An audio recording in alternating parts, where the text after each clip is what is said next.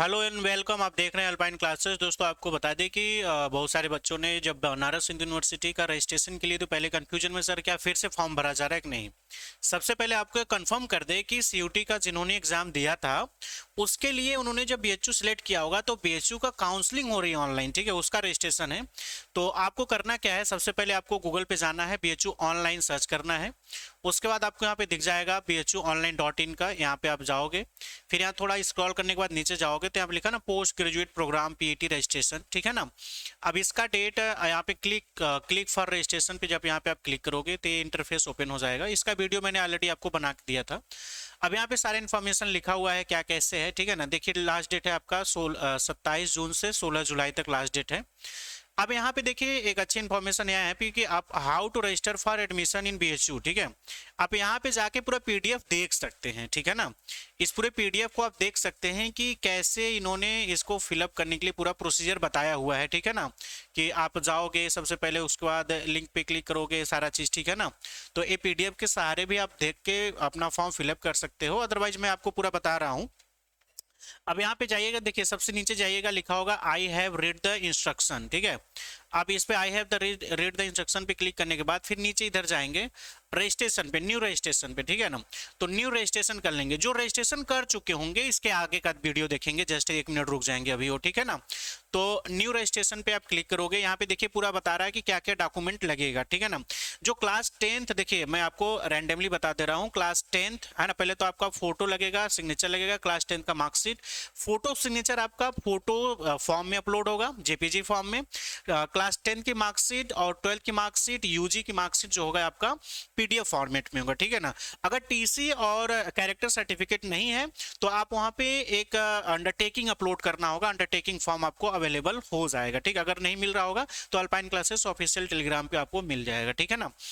तो अब यहाँ पे ध्यान रखना कि 10th-12th मार्कशीट, 10th का जो सर्टिफिकेट में आपका पूरा डेटा होगा वही फिलअप करना है, और एड्रेस के लिए आपका जो आधार पे पूरा होगा वही फिलअप करना है, ठीक है। इस चीज को ध्यान रखिएगा।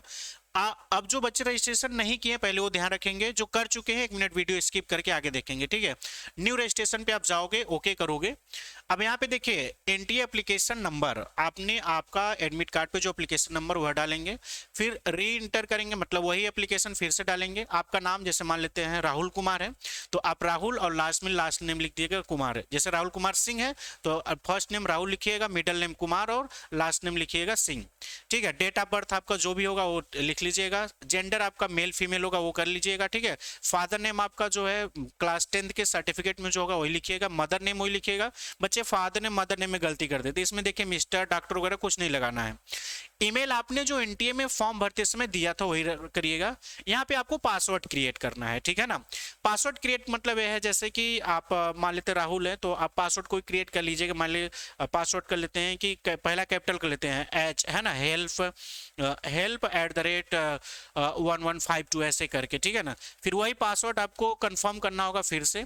फिर यहाँ पे मोबाइल नंबर आपने जो एनटीए में दिया था वही डालिएगा, फिर कैप्चा डाल के साइन अप कर लीजिएगा, ठीक है ना। जब अगर आप साइन अप कर लिए होंगे तो देखिए यहाँ पे लिखा है ना ऑलरेडी रजिस्टर्ड, जिन्होंने ऑलरेडी रजिस्टर है तब यहाँ पे लॉगिन पे जाएंगे, ठीक है ना। लॉगिन करने के लिए यहाँ पे देखिए अब एक एक्टिवेट अकाउंट की बात कर रहा है, ठीक है ना। जैसे आप जिनका एक्टिवेट अकाउंट हुआ होगा वही लॉगिन कर पाएंगे। सर तो लॉगिन कैसे करना है, तो पहले आप एक्टिवेट अकाउंट पे जाओगे। एक्टिवेट अकाउंट पे आपको यहाँ पे आपको ईमेल, जब आप रजिस्ट्रेशन किए होंगे ना आपके ईमेल पे एक एक्टिवेशन कोड गया होगा, ठीक है ना। तो उस कोड को 6 डिजिट का आपका कोड होगा, उसको डालेंगे, मतलब ईमेल आपने जो रजिस्ट्रेशन करते समय दिया था वह, और उसी ईमेल पे आपको कोड गया होगा और मैसेज भी गया होगा, उस कोड को डाल के यहाँ पे सबमिट कर देंगे, ठीक है ना।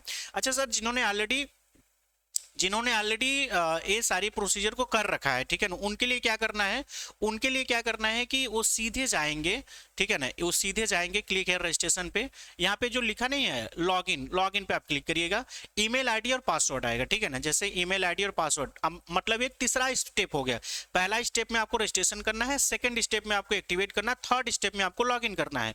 अब लॉगिन करने के लिए यहाँ पे जाएंगे, आपको ईमेल आईडी मांगेगा, जैसे मान लिया हमारे पास एक डेटा है वो ऑलरेडी रिमेंबर भी कर लीजिए, कोई दिक्कत नहीं है, ठीक है ना। देखिए ऐसा इंटरफेस ओपन होगा। जैसे यहाँ पे पूरा रूल्स रेगुलेशन के लिए बात कर रहा है कि क्या क्या होना चाहिए, यहाँ पे है ना रूल्स रेगुलेशन की बात कर रहा है, ठीक है। उसके बाद फिर आप यहाँ पे माई एप्लीकेशन पे जाएंगे, माई एप्लीकेशन पे जाएंगे तो आपको पूरा डेटा समझ में आएगा। माई एप्लीकेशन पे जब जाएंगे तो माई एप्लीकेशन पे क्या आएगा, एक्चुअली ये फॉर्म भरा जा चुका है, इस वजह से मैं आपको पूरा डिटेल यहाँ से दिखा देता हूँ, ठीक है ना।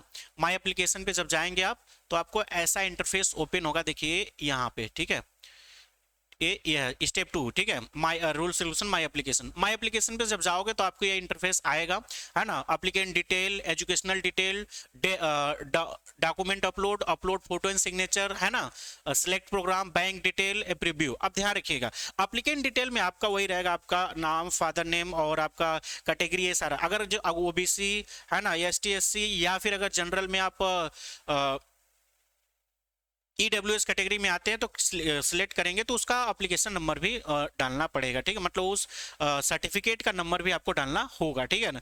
यह सब कंप्लीट करने के बाद एजुकेशनल डिटेल आएगा, जिसमें आपका क्लास 10th 12th और ग्रेजुएशन होगा। सर ग्रेजुएशन जैसे बीएचयू है तो बीएचयू सिलेक्ट करोगे, अगर आप पास आउट है तो पूरा 6 सेमेस्टर का पीडीएफ अपलोड करोगे, पास आउट नहीं हो तो आपको जो पीडीएफ ऑलरेडी 5th सेमेस्टर तक का, 4th सेमेस्टर तक का, उतना ही आपको अपलोड करना होगा। अगर आप बीएचयू कैंडिडेट है तो यस करेंगे, उसका लास्ट एग्जामिनेशन का रोल नंबर और साथ में आपको एनरोलमेंट नंबर मांगेगा। जो बीएचयू स्टूडेंट नहीं है, जैसे महात्मा गांधी काशी विद्यापीठ के हैं, तो उनको नॉर्मली पीजी जो यूजी का होगा वो सेकेंड ईयर तक का ही होगा, क्योंकि थर्ड ईयर का भी रिजल्ट आया नहीं होगा, तो सेकेंड ईयर तक का ही जो भी होगा मार्क्स का, उसका पीडीएफ बना के अपलोड करना है, ठीक है ना।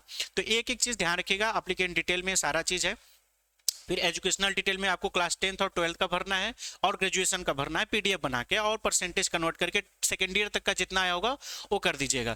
डॉक्यूमेंट में आपको ही रहेगा, आपको उसके बाद यहाँ पे देखिए टीसी और कैरेक्टर सर्टिफिकेट के लिए आपको अपलोड करना होगा। क्या अपलोड करना होगा दोस्तों, अगर आपको मिला है तो अपलोड कर दीजिएगा, नहीं मिला होगा तो अंडरटेकिंग अपलोड कर दीजिएगा। अंडरटेकिंग का फॉर्म मैं आपको प्रोवाइड करा दूंगा, ठीक है।